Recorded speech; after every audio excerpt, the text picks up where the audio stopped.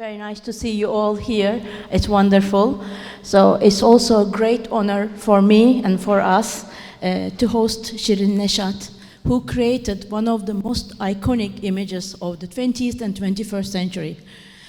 So we have been following her wonderful, inspiring work ever since the 90s, especially in Turkey. We were very lucky so that our Biennale always brought in her fabulous work, which really inspired us, especially women, with her wonderful strength and creativity, and all the artists, I guess. I can speak about her in this manner for a long time, but I don't want to deprive you of the time tête-à-tête with her. So I will simply do the opening, and if you have any questions, please do not hesitate to just stop me and ask her. It's a great opportunity. So I hope most of you or some of you have watched Land of Dreams, the film which has been screening at the 41st Istanbul International Film Festival. What happened to my mic? Okay. The festival. It was really a very thought-provoking satire about dreams, the American dreams. It has a very political edge, and it has a very subtle sense of humor. And it's also an artist's film, really. More than a filmmaker's film, it's an artist's film, which is very strong. And also we are here surrounded with the photographs, which are very closely related to the film. So if you don't mind, Shirin, I would like to start by asking the correlation between this exhibition and the film itself. First of all, I want to say thank you for spending your afternoon with us. Also to thank Dirimart, Hazar, and his team to bring this very ambitious project to Turkey. This is quite a few work, as you can imagine. And the video and in combination with the film festival is amazing. Happens to be that my sisters are here from Iran. This never happens before, so they're in the audience. And Shoja Azari, my husband and the co-director of the movie. So it's all very intimate, and I'm happy to share with you what I can. I think it would take me a few hours to explain the nature of this project. As you said, it involved photography, video, and a movie. And some of you know that I started with photography. Then I got tired of photography. I started to do video. I got tired of video. I went to movie. And so I always kept these three mediums very separately. But I thought it would be very interesting for the first time to come up with an idea, a story that could collapse in three different mediums. So with the photography, if I could start, it was shot in New Mexico. And really the idea from the beginning was this collection is a portrait of America. This is what America looks like to me as an immigrant, as an outsider, as an Iranian American. And I, for the very long time, avoided to make any work about America, but I realized that I have lived in America longer than in my own country. And with all the changes that is taking place in the United States, I thought it was important to capture portraiture of Americans from diverse races, ethnicities, economic class. We have people here who are Black, Native American, Mexicans, we have white, we have functional, dysfunctional, poor, middle class, old, young. But there's something very common in all of these images.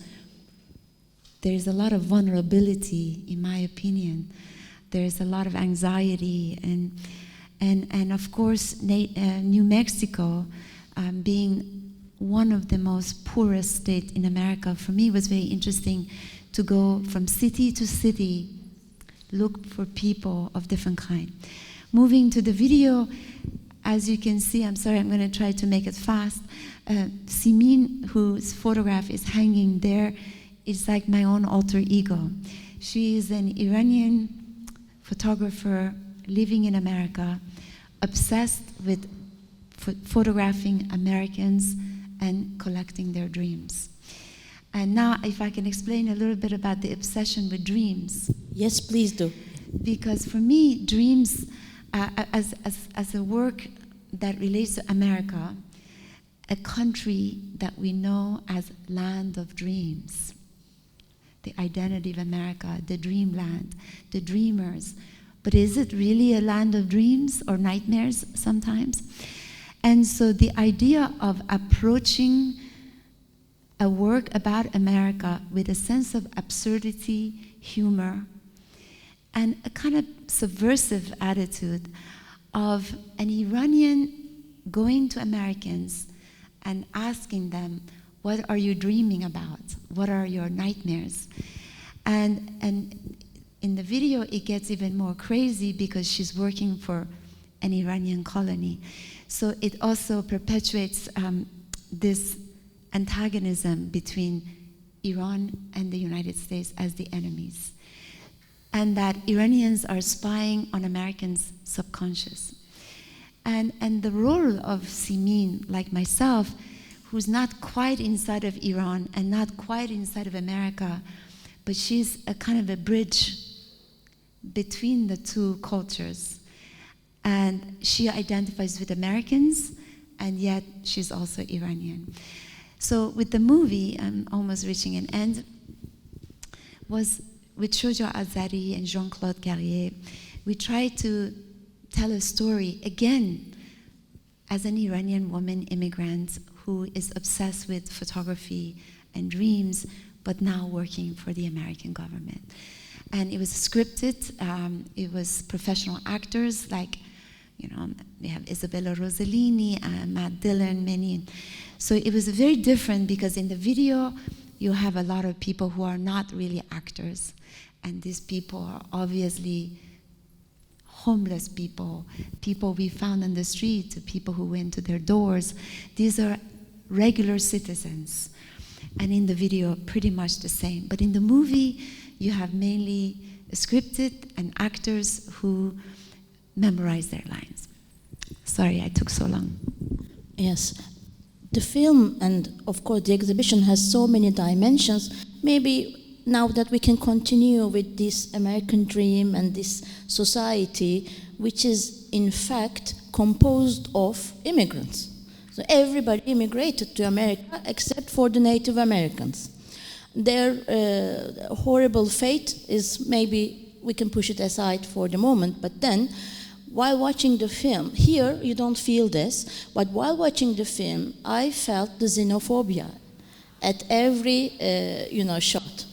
So you understand how hostile those Americans are towards a woman whose physical appearance is, Persian to us, yes, because she is your alter ego, but could have been another ethnicity, but they approach her as if, those rednecks sitting at the porch, they ask her, where are you from? And she says, Cincinnati. Okay, then she has to explain, I was born in Iran and moved to America, to Cincinnati. So she's not from Cincinnati, which is underlined. But if we were to ask them, only 2 generations ago, their ancestors came from somewhere else, who knows, Scandinavia, Ireland, wherever. So this is such a strong presence in the film, the notion of xenophobia. And especially in today's America, after George W. Bush and after Donald Trump and after all these bans to people from certain parts of the Asia, Middle East and Africa, I think it comes more evident that there is a real problem in that sense in America. Well, I think what I wanted to really say is that without a doubt, the way the movie, the video, and the photography captures America, it's from a very specific point of view. And that is an Iranian point of view. and that is from someone who is an immigrant. And I have to say that if you really look at these images, you see that I have chosen to photograph majority marginalized minority Americans, selfishly, because these are the people I really care about, right? Or I identify with them as they remind me of myself. There's a lot of pain in these photographs of people, the natives, we don't need to explain what's happened to them, or the African Americans. And in the movie, for you who haven't seen the film, just like in the video, the protagonist, my alter ego, visits many, many houses. And so very intentionally, we decided what kind of household she visits. A black household and Native American household, a suburban white, kind of white trash household, and then you had immigrants' household, Isabella Rossellini. So what Shoja and I tried to do is, again, through the film, through the video, to show diverse group of people who live in America who really, to me, define the identity of America. But I didn't also want to make any work that points a finger in America in a negative way. Because, can I be very honest, America is a country that has given me home, an opportunity, a land of dreams for me. I have been alone since I was 17 years old. Everything I am, I was given in this country. But I have the freedom to criticize it. I have the freedom to criticize administration, the corruption, the political injustice, the white supremacy, and this is something I don't have in Iran. I love Americans, many, and I absolutely dislike certain types. But this is a country that would allow the voice of an immigrant to say, this is what America looks like to me, you see? And I think that's really important, because in these images, you also see a lot of me. I think you see a lot of Turkey. You see there's a humanity. You see, I feel that at the end, this is not just about America. And we can talk about that later. Also, yes. And now that we're talking about all these, people, and then there are the portraits of those we don't see here only in the video. So I would like to explain one thing about the film for those who haven't seen. Seamin, who works for the census and was like trying to record the dreams of certain people, and then who interprets all these dreams for her own artwork, but then he has to upload their files to the census, which is a little bit futuristic, governmental organization, which, who knows why, wants to control people's dream. They want to know about it. So then she is asked a special mission, and she is sent to a colony of Iranian revolutionaries in the middle of the desert, which comes as a shock to her and to us as well. The Iranian revolutionaries who wanted to overthrow Shah and build a democratic republic. We know what happened in the history. They failed, so we see a bunch of old, in Turkey we say old fusils for them, old revolutionaries.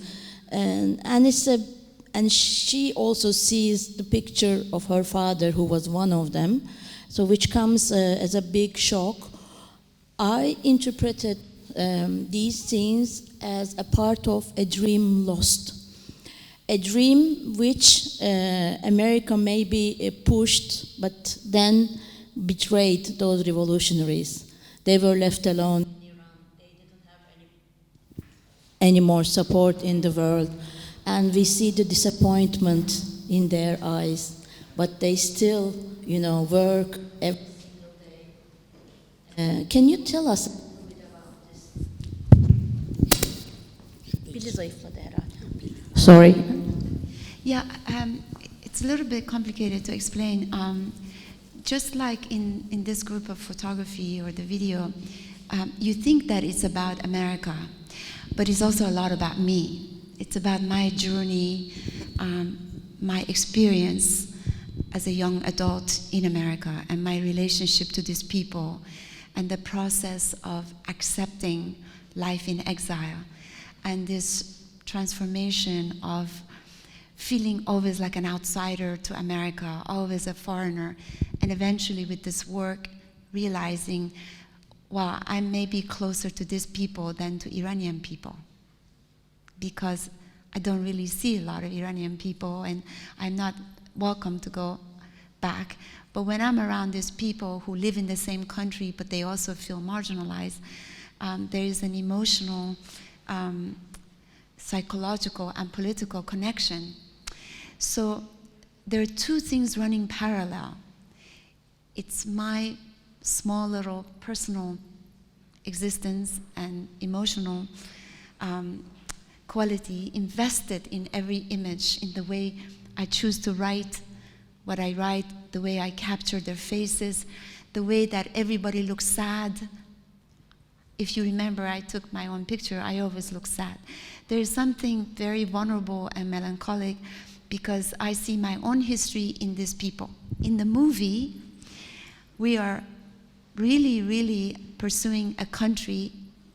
It's kind of a social critique of America, but we are simultaneously pursuing the nightmare of this single woman. Because I'm not really interested in making work just about my life. It's not so interesting. But I think to be able to mix the artist's journey with the subject that she's after, which is much more historically and politically important. So everything I've ever done has this personal lens, not autobiographical, personal. So obviously with Simin, she came from a family where the father was executed as a political activist, and she was haunted by this trauma. And in the film, we go to this colony as if it is her nightmare. But through her experience of working with the census, we get to learn about America, which has nothing to do with her. So what I'm saying, there's always these two things running parallel, is me and the world. Me and the country of Iran, me and the country of the United States. Wonderful. I'm also looking at the public. If there are any questions, please do not hesitate. I know it's wonderful to listen to her, yes. So maybe we can continue with the notion of the dreams. So there are some text and pictures, in the photographs. Shall we start by explaining them? Yes, so what happened is myself and two other women, one of them is here, Julia, we went to New Mexico and we started to visit city to city.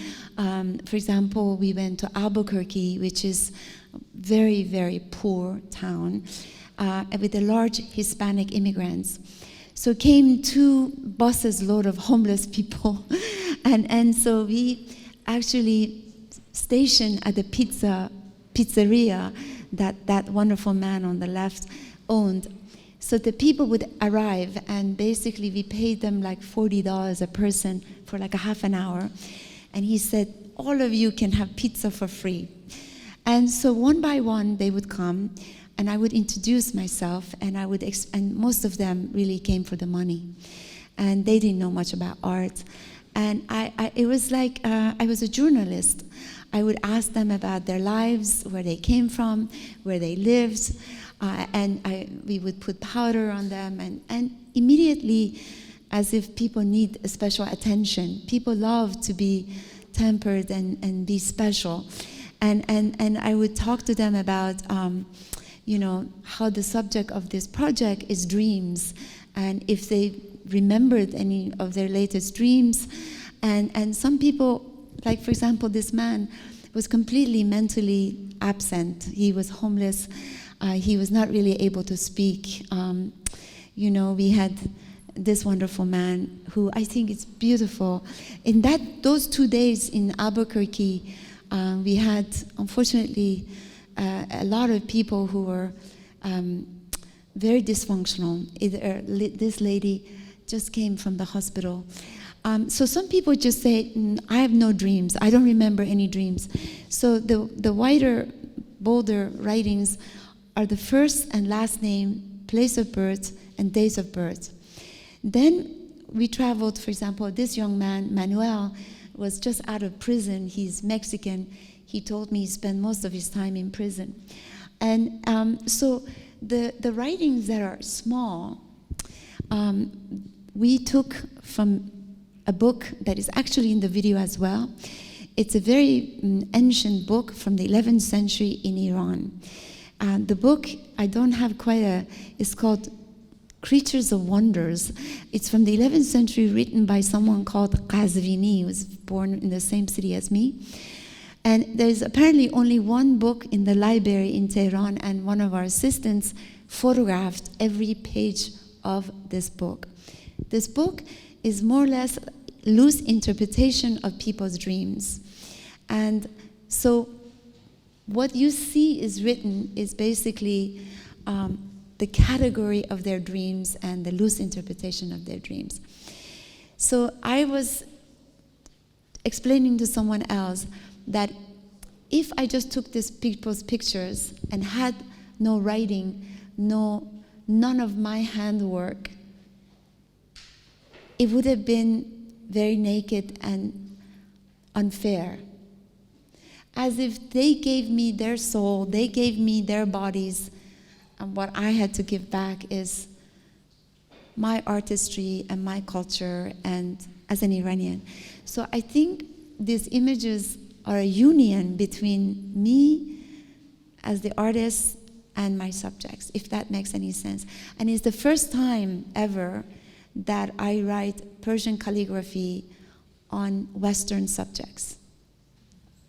Wonderful, yeah. My voice is enough. Maybe you can stand up. Please wait. Thank you, Dennis. It's okay?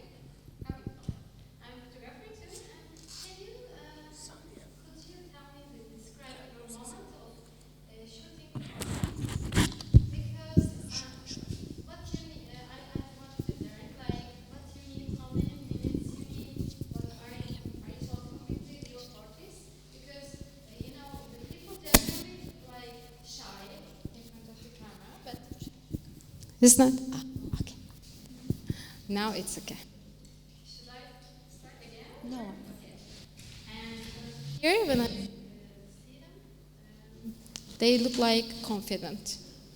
So you are talking with them. How many minutes you need? Yeah. What kind of moment you have with these portraits? I'm curious. Thank you. I think, of course, a lot of things are very intuitive, but and sometimes when you meet ordinary people, you're not really sure they'll make great pictures. The last 10 years, I've been really, really interested in ordinary citizens and not myself or my friends or models. What happens is usually you need to talk to them so they feel comfortable with you, they trust you, and that they're not just they've been respected, they are respected, and they feel so nervous and so vulnerable, and I think, I know 20 minutes, 30 minutes is a short time. We were shooting 200 people like in this 2 days. But I think it's the question of trust between the photographer and the subject. And also for me, the body posture, because I know they're nervous, and I try to use this nervousness, and I say to them, we're not taking pictures yet, just relax, and then they don't know we're actually photographing. We always say, look into the lens, but I think like I look at this woman, when I met her, I could never imagine she would be so monumental, but she's amazing. And I think her gaze, all the kind of melancholy, but I think it comes, I don't know, I think it happens from the trust they give to you as the artist, and we just keep shooting and we keep talking to them. And it's funny because when I look at the group, the collection of the photographs, the emotions are very similar, you know?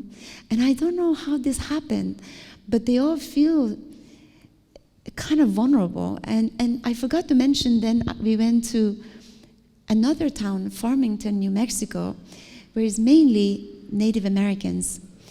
And I photographed many, and that man over on the top, I met him, and he introduced me to many of his people because they said Native Americans don't like to be photographed.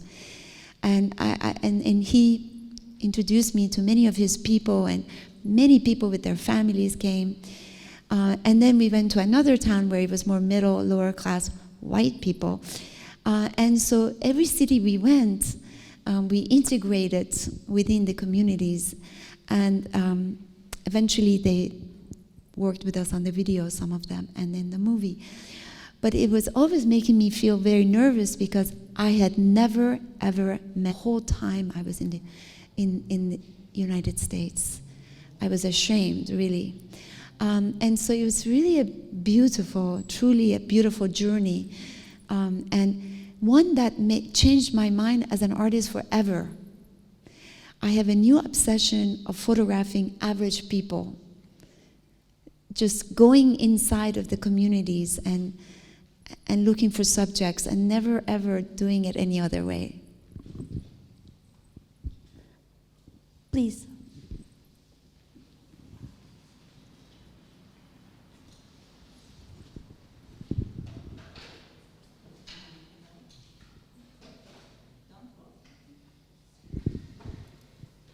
Maybe you would move it a little bit, then it changes.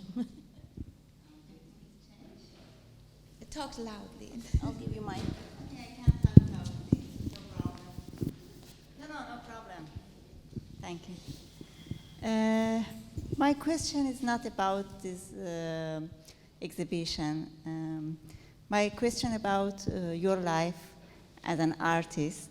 I know you are a very busy person and working on about movie project. I know is so harder than photography or painting. It's my problem, my artist life too, that I can't manage do many things in same time. And I know you are so successful in this case. May you give us some advice about this situation? Well, actually, it looks like I do many things, but I take a lot of time to do anything. Every film I make, it takes 6 years. This project was made in 2019. Every photograph is original handwriting. It takes forever, you know. I don't do many things very quickly. I commit to a project and it takes me 6 years. And it's true, I make movies. Now I'm directing an opera. I'm doing photography and I'm doing video. But I take my time because, you know, I'm not trained at any of these. So I'm not ever in a hurry, you know.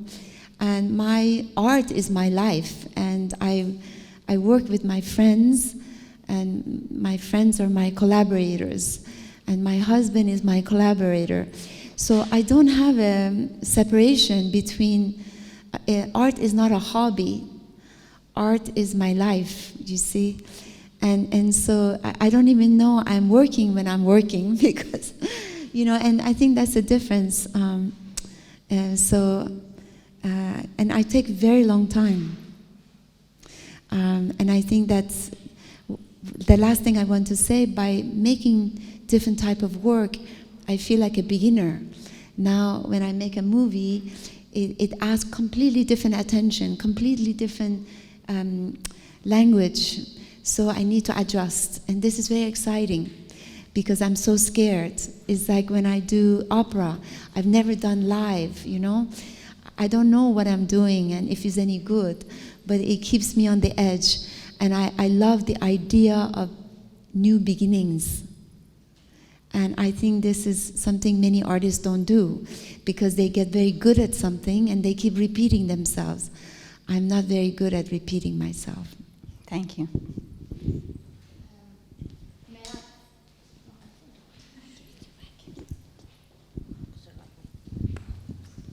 Okay, so now that we're talking about your life, your art, and now it's a good chance to ask a multidisciplinary artist how you change, your approach to the work of art you are producing at the moment.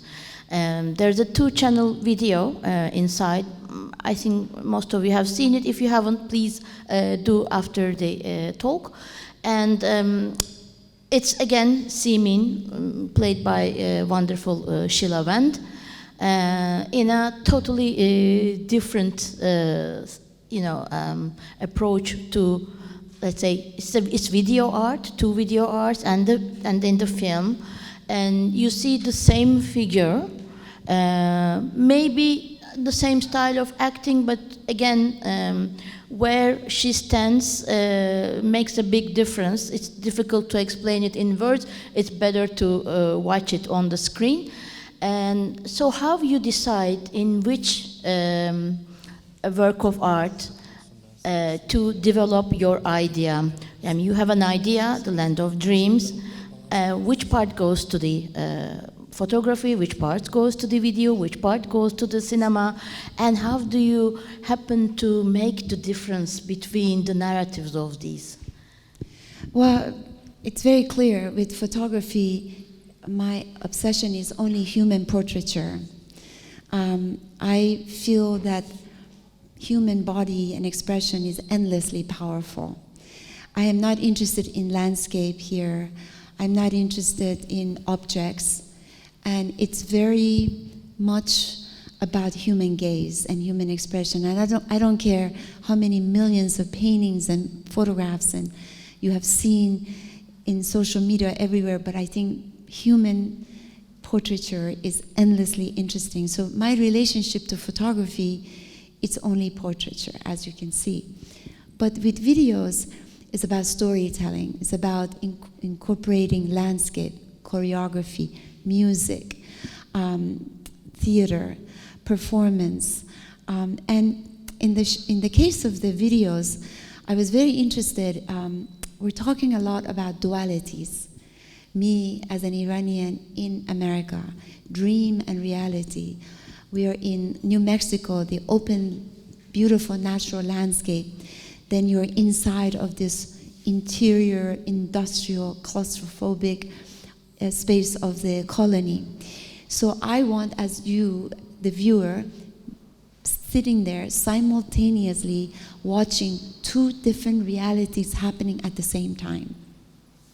And this is your job of using your imagination, what's going on in 2 sides. The only thing is common is me or her as she goes back and forth between the interior, exterior, dream, reality, between America and Iran. So in a way, you as the viewer, as the spectator, are the editors of the film. It's like a poem.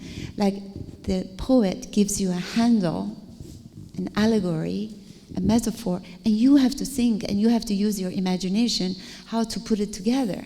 So here I'm giving you all the clues, but it's quite abstract, but you need to decide for yourself. And so is creating the 2 worlds of duality, opposites, contrast, when we are in dreams, when we're in reality, when you're in America, when you're in Iran, when you're with her, when you're with them. And this is for you to figure it out. And this is something I've been doing a lot in my video work. Turbulent, rapture, fervor. But when you're sitting in a movie, spending 2 hours, again, of course, the approach is very non-conventional because the script it's not normal 3-act structure. It's not. It's because made by us, two artists. But still, it gives you a little bit more accessibility in terms of following the story, because the nature of movie is for entertainment. You have general audience who maybe expect different than in a gallery and a museum. This is quite abstract, quite conceptual. But in a movie, someone who doesn't know my work needs to understand the story, needs to have the beginning, middle, and the end. So the character developments, and they're still very symbolic. As you have seen the movie, most people haven't. I hope you come tonight. But the characters of the movie are also highly symbolic. The story is highly conceptual. And it's all about me, it's all about it. But at the same time, it's much more accessible than what you see in this other room. And this would have been an interesting conversation for those of you who have seen the movie, and we could have talked a lot about what is the difference between the movie and the Video. How many of you have seen the movie? because tonight is the first night. Ah, okay, so I'm lucky I have seen it on the press screening, of course.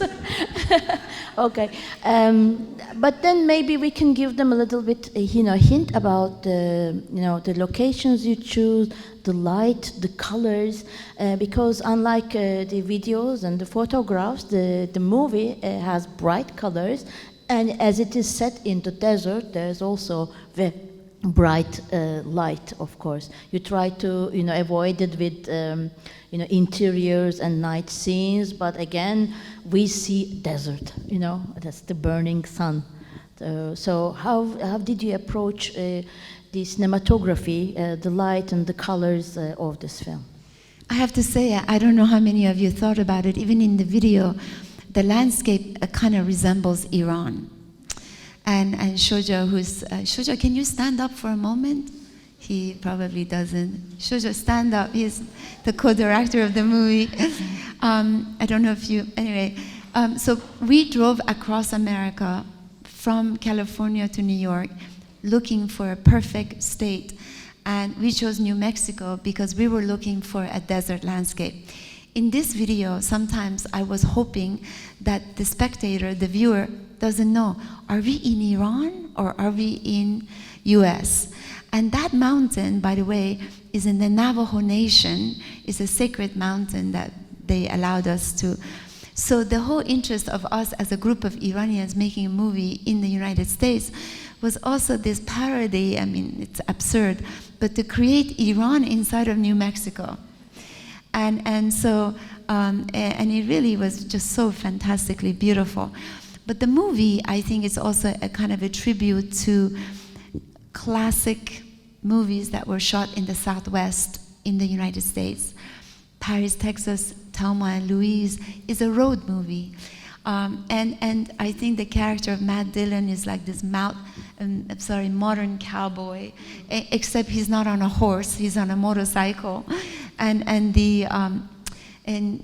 super macho. And then Mark is this kind of naive, romantic dreamer. The lover boy. Modern hippie. So a lot of the characters, a lot of the locations were very iconic about America, the Southwest. Even the architecture, the motels, the diners, the bars. Motels. Yes, and can I share one last little comment? You mentioned the Iranian Colony. If you see the movie, they go to this place that there are many, many Iranian expats in their 60s and 70s, maybe 80s, still dressed in revolutionary outfits, still trying to overthrow the Iranian government, but incarcerated in this village. And where we shot was actually on the border of Mexico. It was where the military was training the soldiers, American soldiers, to attack the Taliban in Afghanistan. It's really very important that you mentioned the Taliban, because now the history repeats itself. The same big United States who failed the Iranian revolutionaries, and they also failed the Afghanistan, the people of Afghanistan, especially the women of Afghanistan, of course. So when you began to, realize this project, it was still in process. Taliban was approaching, and suddenly, by the time the film was finished, the whole country of Afghanistan was put in the hands of Taliban, and just like the failure of the Iranian Revolution, which turned from a dream to a nightmare. I think so. Did you realize that? Or, I mean, when the film was finished, suddenly did it make an impact about Taliban for you? Well, our film, this one, and some of you may have seen Women Without Men, it makes a lot of reference to American intervention in other countries, including Iran, when we had the coup d'etat in 1953, which in many people's minds was the groundwork for the Islamic Revolution. Or, in this current movie, we have an Iranian colony, which really symbolically or allegorically touches on movements of Iranians, anti-Islamic Republic of Iran, that United States supported and has continued to support at the highest level, and they're militant Marxist group that still try to overthrow the Iranian government. So it is in the most absurd, hypocritical way, they have been supporting incredibly backwards movements such as Taliban's. And so I think in our work, I think Shoja is even more political than me, we do have a sharp knife in terms of pointing at the American foreign policy and how they enter certain countries, they create chaos, and then they leave. So it's complicated, but I do believe it was an irony. We made this film during the pandemic, during the election, and of course soon after happened in Afghanistan. So, any questions? Okay. So maybe, the political side is of course important and tragic, but we can also talk about maybe the dreams and the subconscious, So, I mean, excuse me? Okay, in our times, whenever we see anything about like dreams and subconscious in a film, it's immediately a psychoanalytical approach, as if no other dream interpretation existed before, Freud or Lacan. But here we go back to the 11th, 12th centuries, and the dream interpretation always, fascinated people. They always try to find ways to interpret dreams. What do they mean? Is it a bad omen or a good omen? We also have the books and sources in the Ottoman culture. So here comes a way to combine both in the work of Simin, right?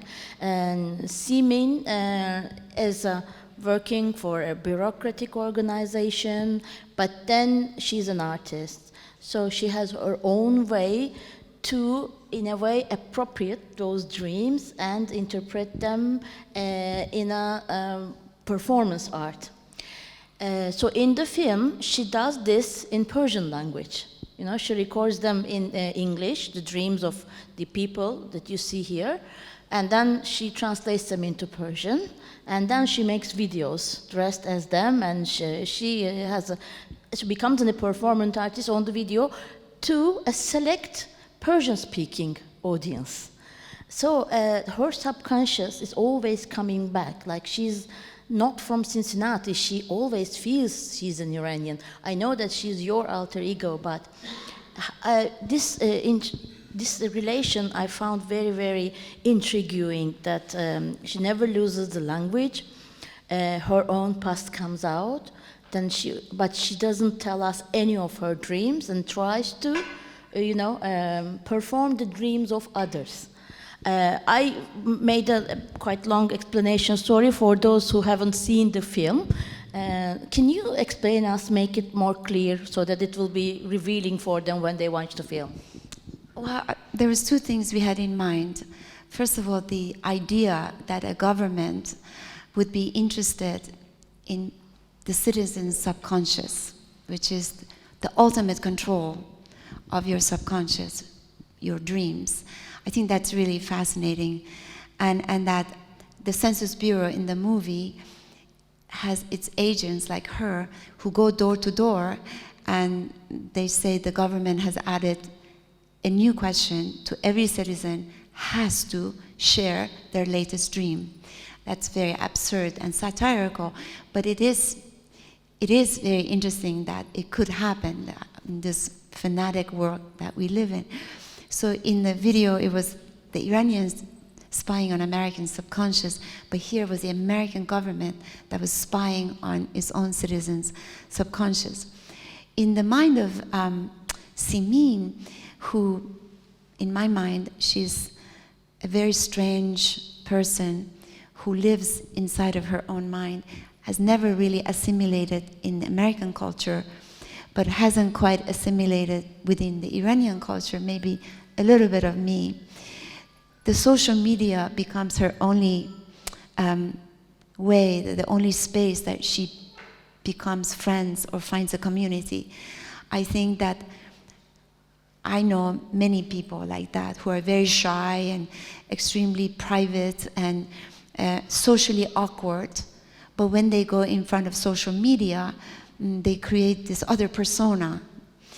And in this film, she's a woman who, again, is not quite American, is not quite Iranian, but in a way she's an artist, and she performs, and it's a little bit an echo of my own self and my own art of making self-portraitures.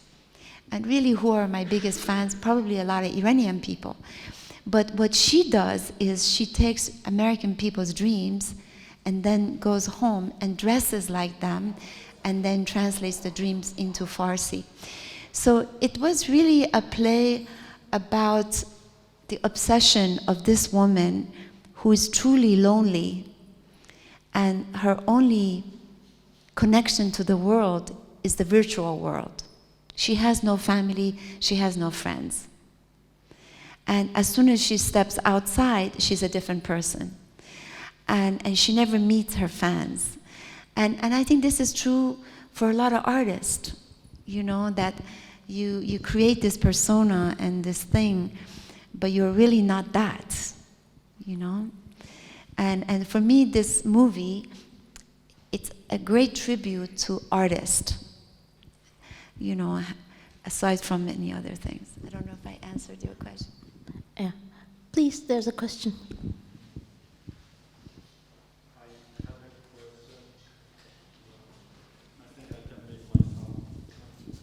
Please wait for the microphone. Thank you. I have a question through my own experience in my life. I'm also from Iran, and I was an outlander even in Iran because I born in Tabriz with different language. When we grow up and moved here 8 years ago and get some citizenship, and I live here, and I have never have a real understanding of a home for myself actually. And I'm also an architect. I know the best style of it, but I think this experience, I share this experience when I see all these photographs or videos, and I feel that you have felt this when you are creating these kind of works. But do you ever think of the people who have not felt these kind of things when you are just creating these things? I think the connection that I have with these works is much more different than someone who have never felt this kind of things. But does it affect your creations, or how the percentage of it? How do you deal with It's such a great observation. You're right. You know, it's a very strange thing, but I often explain that in the last 10 years, I gave up Iran. I gave up on my nostalgia for Iran. And it was most liberating because I spent so many years of my life, oh, I want to go back, or I want to be reunited at home. And now I completely accept that I may never go back. And that feels so liberating, the idea that I am like her. I'm not like them, but I am like them. I'm not Turkish, but I am Turkish. It's like we are all become this idea where we're so displaced that the idea of home means nothing anymore. I don't even know what it's like to be in a place where I look like everyone else and I speak the same language. I forgot. I haven't had that for 40 years, maybe more. So this, when I make work and Iranian people look at it, I think you're right, they don't quite understand it anymore. Because also, I used to make work from the outside in the US about Iran. And people were saying, why is she doing this? She doesn't even live in Iran. They were very suspicious. Oh, she's trying to just make money from, Iranian subjects, And really, they attacked me because they felt because I was on the outside, I don't deserve, or Iran doesn't belong to me anymore. The idea of belonging. And then I moved away from those kind of work, and now I make magic realism dreams because I feel more comfortable when I work in style that does not completely belong to anywhere. But I think a lot of Iranian people now don't understand, maybe, because like you said, it really takes a nomad to understand what the nomadic art is, And I was telling someone that it took me a long time, and it's kind of sad to say, but you can always take an Iranian out of Iran, but you can never take Iran out of an Iranian, You can say, oh, you're not in Iran, so you cannot make work about Iran. Fine. But you cannot take my identity as an Iranian. This work is Iranian because I am Iranian. This handwriting is Iranian because I'm Iranian. I'm sorry I don't live in Iran, but it's very complicated, but you get praise and attack at the same time for your vision that is polluted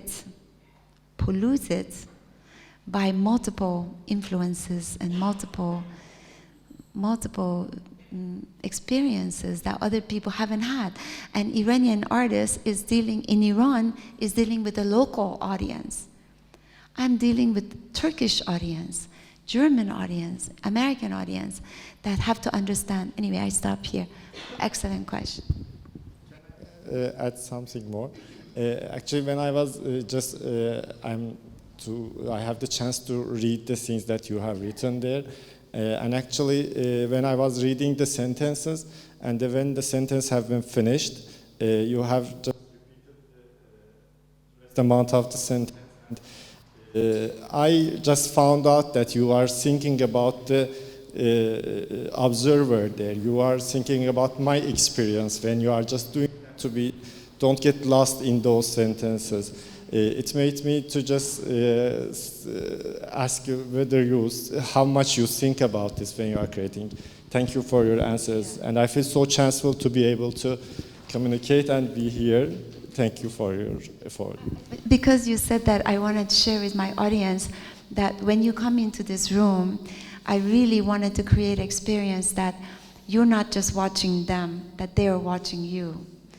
To me, this is very different than, I think with usual photography, you go and look at people's pictures, but I really feel all these people are looking at you. So for me, it was, how can I create this physical, emotional experience for the audience when they are entering, that they're being watched. They're not just observing, but they're being observed. And that's why it's this salon-like installation. And this is a little bit like the video, that you cannot just sit back and be entertained. You have to work hard at putting the dots together.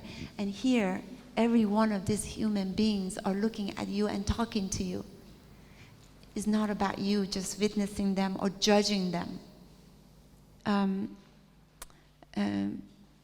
What was your question? Was it Oh, I thought they even contradict each other. contradict each other? But I mean, Yes. the figure is Yeah. exactly the same, Simeon's character, Yeah. but then the feeling and what goes on in the videos is different. The movie is really about America. The movie is really 80-90% about, it's a kind of critique about America. The video is about Iran and America. It's about the tension between, and she in the middle. But I think the movie, being written by Jean-Claude Carrier and Shoja, it was more looking at the future of America and the idea of surveillance, control, and this mix of corporations with the governments, etc. And I have to say that selfishly, like my videos and my films, the characters always resemble me a little bit. And I wanted stylistically that Simin remained pretty much the same. Kind of clunky boots and black outfit and kind of strange, small, much younger than me. But I just felt that she should be always a little strange. Not really beautiful, but just strange, you know. And even in her behavior with people, there was always a distance. If you watch the movie, like in the video, I think she's always kind of on the outside. Yeah. Please.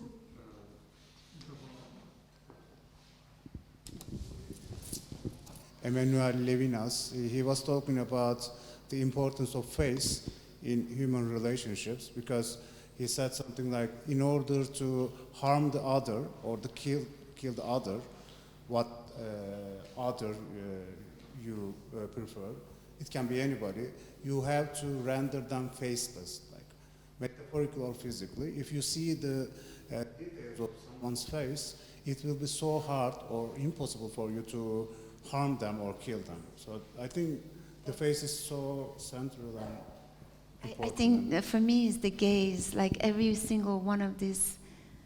I think the gaze, the hands are most telling of people's emotions. You can read people passing, sitting in a subway, or I'm often moved by people just by passing, because I think there's so much sadness in them or so much emotions. I think it's all about emotions, really. I ultimately want you to come here and feel like this is kind of a mosque, you know, like a spiritual, because there's so much emotions in these faces. Anyway, we touch on some very good things. Thank you. There's also this. Oh, I'm sorry. Please go ahead. You ask your question.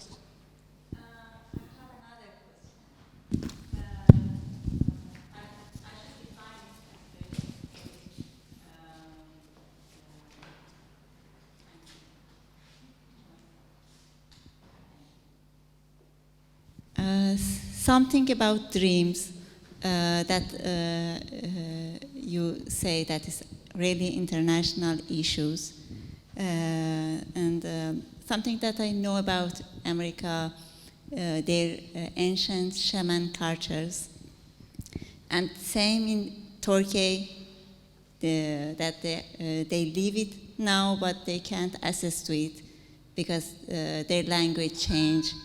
And they can't access to their ancient books and culture, and actually their religious system don't let people to access it too.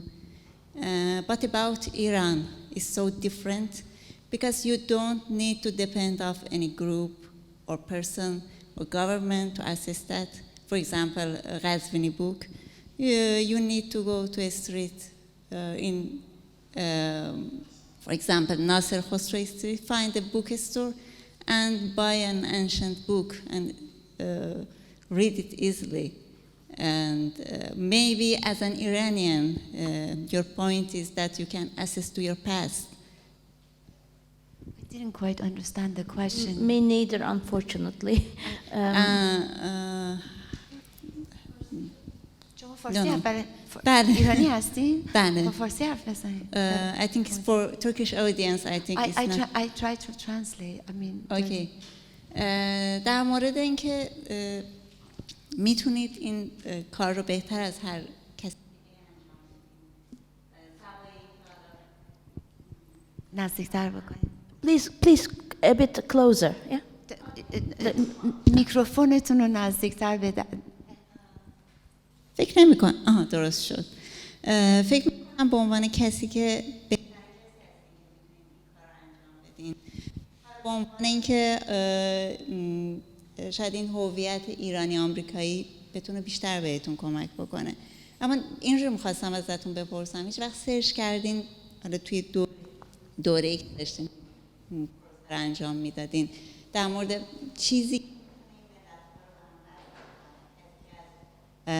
توی مکزیکو سیتی قبیله های پریمیتیو آمریکایی داره زندگی میکنه، همون کالچر و همون فرهنگ شمن رو داره حمل میکنه که یک کسی توی ترکیه داره زندگی میکنه و یک کسی توی ایران؟ چون درسته که کتاب های تعبیر خواب ایرانی در واقع به خیلی هاشون از کتب اسلامی نشأت گرفته، اما ادامه همون فرهنگ شمن میترائیسمه و این یه چیز بین المللیه توی دنیا. سوالی که ازتون داشتم این بود که در موردش هیچ وقت سرچ کردین یا با کسایی که حالا داشتن مکالمه‌ای داشتین در مورد این موضوع؟ Yeah, I hope I can do a good job translating, but she's basically asking about the way I choose the dreams and the interpretations of dreams, the references to Iran, and the idea how much does it really relate to the way people are dreaming in America and outside, and have I paid attention to different types of interpretations coming from different cultures within Iran. I just want to say that my approach comes much more naive. I have been obsessed with my own dreams, and I've made videos of my own dreams. And then I thought it was really interesting to ask about other people's dreams and how it could be possible that the state could be collecting people's dreams. But if you really look at even the video, the dreams are usually the projection of fears of people.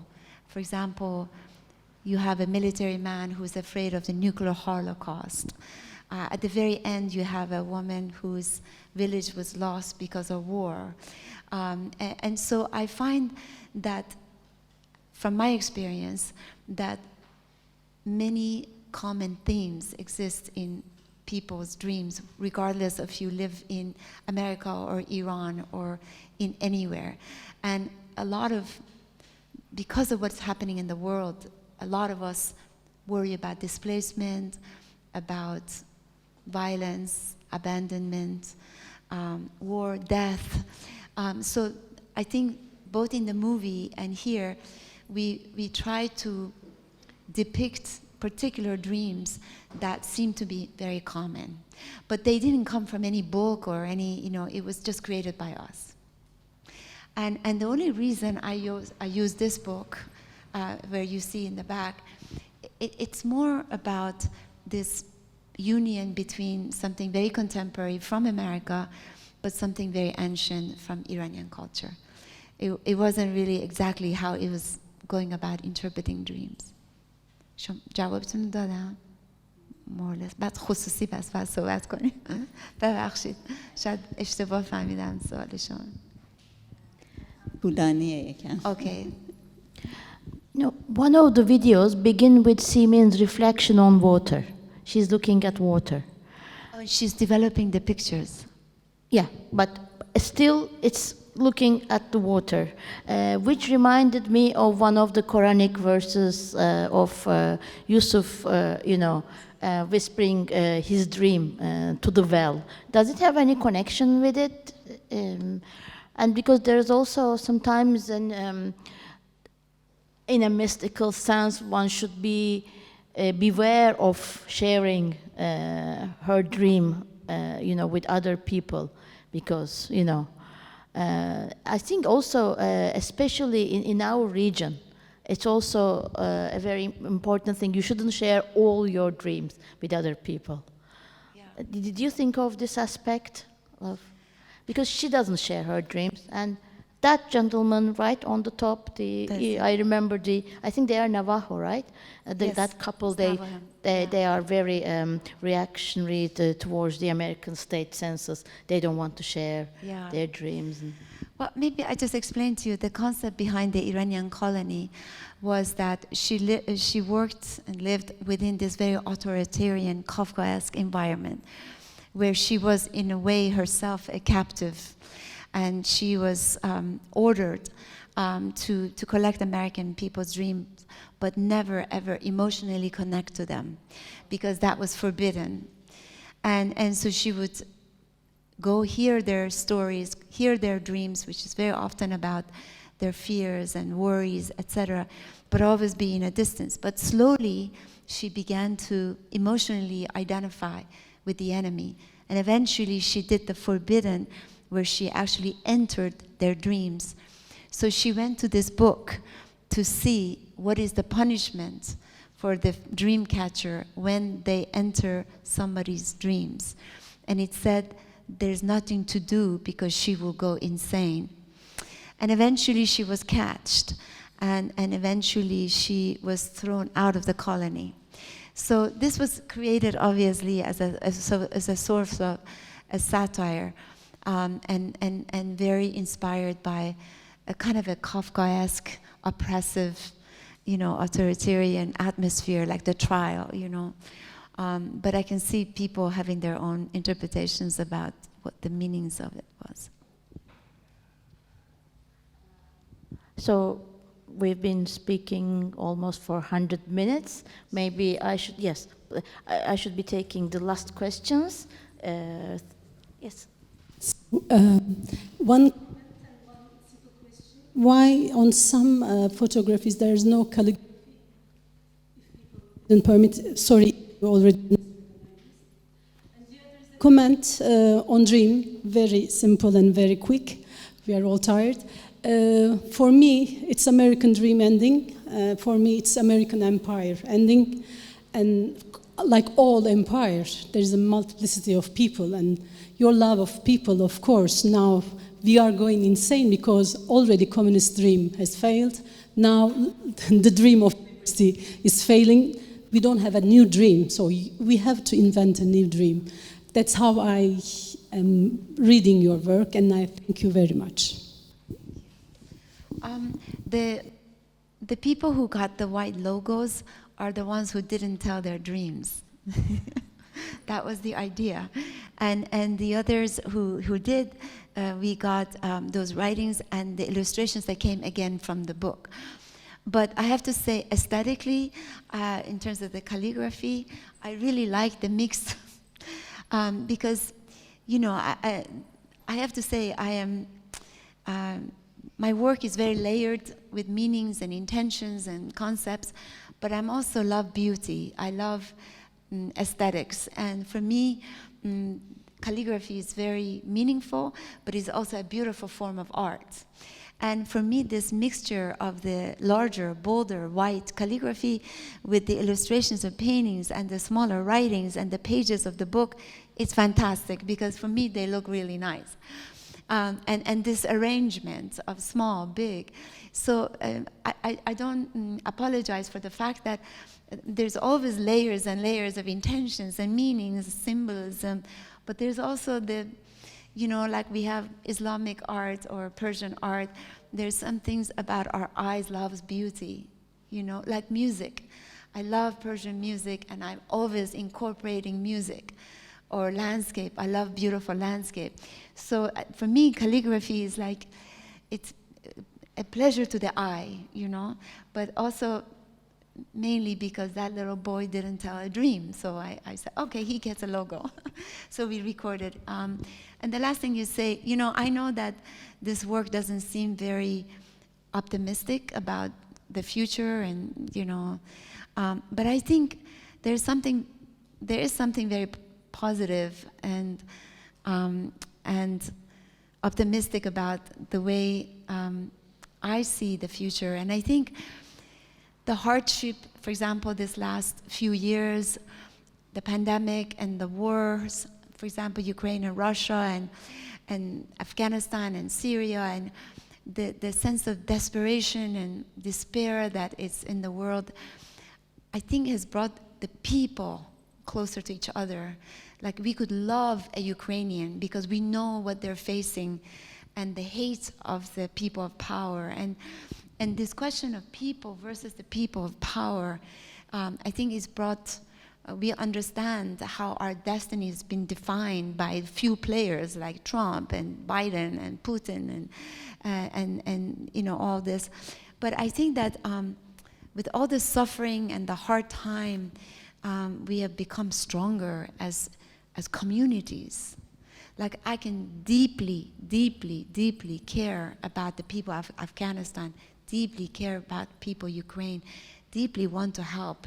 And I think before we saw separate, oh, that's the problem for Africa, that's the problem for Afghanistan. Oh, they have this disease there, oh, don't go there. But now we're all very vulnerable, and the borders have come down. And I think this is something as a positive, you know, that I could really, maybe it's me because I'm a nomad, but I feel that the borders are blurring. And other people's problems are also my problems. And my problems are your problems. So, and there's something positive about, you know, that our connections. And the last thing I want to say before this meeting is over, I feel, you know, as artists, of course, you know, we make these things and hang in galleries and museums, and it's kind of capitalism, but I think we also play a great role of communicators, you know, and we, I think arts and culture, music, theater, movies are important because they talk to the people and about the people. And so therefore, in the time of crisis, we need artists, I think. We need you. Not me, I mean, I'm not talking about me, but culture. And thanks to Hazar for inviting me to come all the way from US. Thank you very much for this Thanks to you. incredibly delightful, you know, conversation. I mean, it was such a big pleasure to listen to you. We don't want it to end, but we don't want to get you so tired because you still have a lot of things to do during the festival. So I can only say a big heartfelt thank you.